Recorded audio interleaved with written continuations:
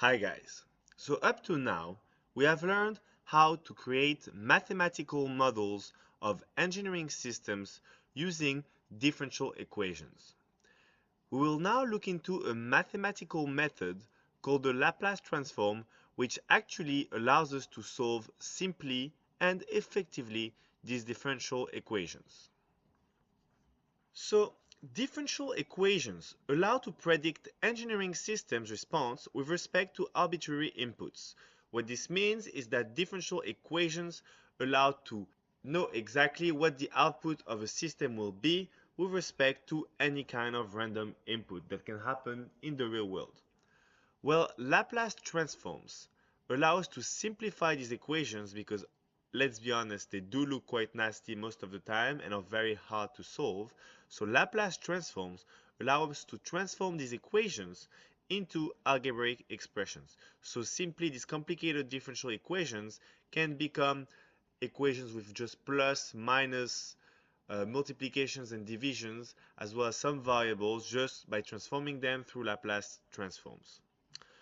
The good thing as well with Laplace transforms is that we're now going to see the definitions, the different laws, rules, and equations, but all you really got to do is refer to the tables that I'm going to give you later, and you can just apply these tables to transform your equations and get the Laplace transform that corresponds to your differential equations. So we can transform the function ft into the function fs through the Laplace transform. Fs, so the Laplace transform of the function ft, is equal to the integral from 0 to infinity, so all of the positive domain of real numbers, of exponential minus st multiplied by the function ft multiplied by dt. So this is the Laplace transform of the function f with respect to time. Here, the little s is actually a complex variable. You might have seen them, you might have not, but simply a complex variable is a number that can be written sigma with sigma, any real number, plus j omega. Omega also a number that you can write, but j is essentially the square root of minus 1, which of course is impossible, and that's why this is called an imaginary number.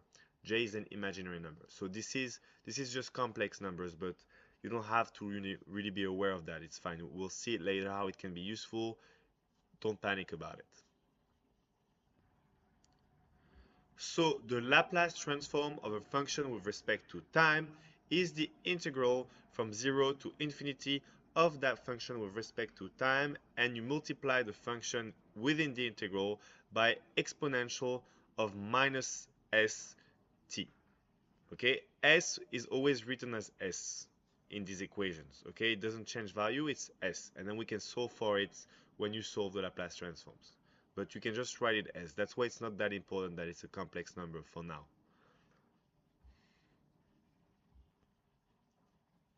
Let's now look at the different properties of Laplace transform. First of all, the linearity property. So for functions ft and gt and constants a and b, so constants is any kind of number, the linearity rule is defined by the Laplace transform of a times ft plus b times gt. So when I say ft and gt, obviously I mean f with respect to time and g with respect to time. It's just easier and faster to say it like that. So this is equal to a multiplied by the Laplace transform of ft on its own plus b multiplied by the Laplace transform of gt on its own. So this means that, the Laplace transform of a ft plus b gt is equal to a times the Laplace transform of ft, so fs, plus b times the Laplace transform of gt, so gs. Okay, so the linearity rule, what it means is that when you have constants and a sum of functions within a Laplace transform, you can separate and isolate these functions and apply the Laplace transform to them on their own. So this is the linearity property. So there are actually two parts to the linearity property of Laplace transform. There's the sum of two functions. I was just said, if you have the sum of two functions within a Laplace transform, you can apply the Laplace transform to these functions independently and then add them. And you also have the scaling with a constant, where if you have a constant which is multiplied by the function you're doing the Laplace transform for, you can extract that constant, from the Laplace transform and multiply the total result by it. The two following slides actually contain the tables I mentioned earlier. These tables contain the Laplace transforms of the most common functions. So if you have a function with respect to time that you need to transform using a Laplace transform, you can just refer to that table and doing extremely quickly rather than calculating every time using the fundamental definition of Laplace transforms. So I actually recommend you to take a screenshot of these tables. I might even put a PDF document containing them, but you can also easily find them on Google, and it's the best way to use Laplace transform. Do not calculate it every time, just find the corresponding tables and convert your functions with respect to time to the Laplace domain. So here, to give you an example, you can see that, for example, the function 1, the constant 1, if you take that and transforming using Laplace transforms, you obtain 1 over s. Taking the function exponential of a multiplied by t, t being the time constant and a being a random constant, you obtain that the Laplace transform of this function is 1 over s minus a. Looking at the second part of the table, points 35, 36, and 37 are actually very important for us because they show how to do the Laplace transforms of time derivatives. So for example, if you take the function f with respect to the constant time, okay, so f with respect to t, doing the first derivative of that function, f with respect to t, and then taking the Laplace transform of that first derivative, the Laplace transform becomes s multiplied by the Laplace transform of f with respect to t, so fs, minus the function f calculated for 0. So replacing t equals 0 in the function. For example, the function will be t squared, plus t. So if you have, let's say, 0 in that case, the function will be equal to 0.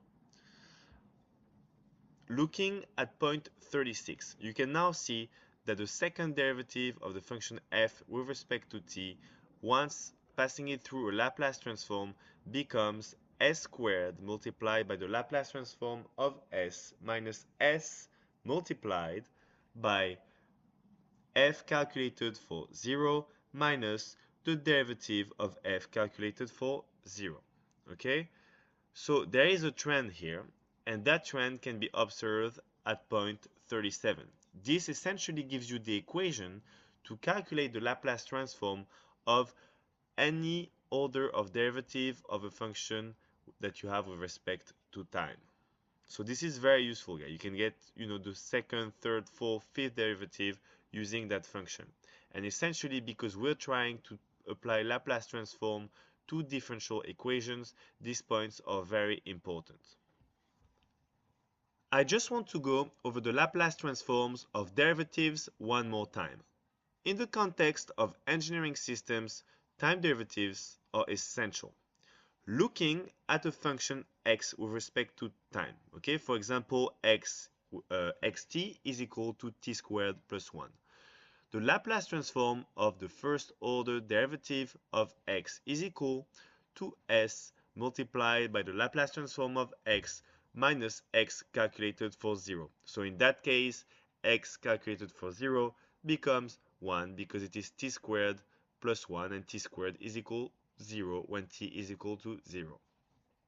Now, looking at the Laplace transform for the second order time derivative of x, it's now equal to s squared multiplied by the Laplace transform of x minus s times the x calculated for 0 minus the derivative of x with respect to time calculated for 0. So in that case, the derivative of x with respect to time is 2t, so here it'll be 0 because it is 2 times 0. So when we calculate a value of a function at t equals 0, what it actually means is that it is the initial conditions of the system. Okay, if these initial conditions are non-zero, then the system, has a value at t equals 0. However, with no initial conditions, then x0 will always be equal to 0, and so will its derivatives, and so on. This simplifies a lot the Laplace transforms, obviously, because at no initial conditions, when the system has never moved, nothing has happened to it, at t equals 0, it's not starting from a higher point or something like this, then the Laplace transform of x with respect to time is equal to simply x, the Laplace transform of x, sorry. The Laplace transform of the derivative of x with respect to time is just x s times the Laplace transform of x. The Laplace transform of the second derivative of x with respect to time is s squared multiplied by the Laplace transform of x. And essentially, propagating this trend over and over again, you can see that it becomes that the Laplace transform of a certain order of the derivative of x with respect to time is equal to s power that order of differentiation multiplied by the Laplace transform of x. So this concludes this lecture explaining and defining Laplace transforms. In the next lecture, we are actually going to look at an example of how to apply Laplace transforms to actually solve differential equations. If you have any questions regarding what we just saw, please do not hesitate to ask me. Thank you very much.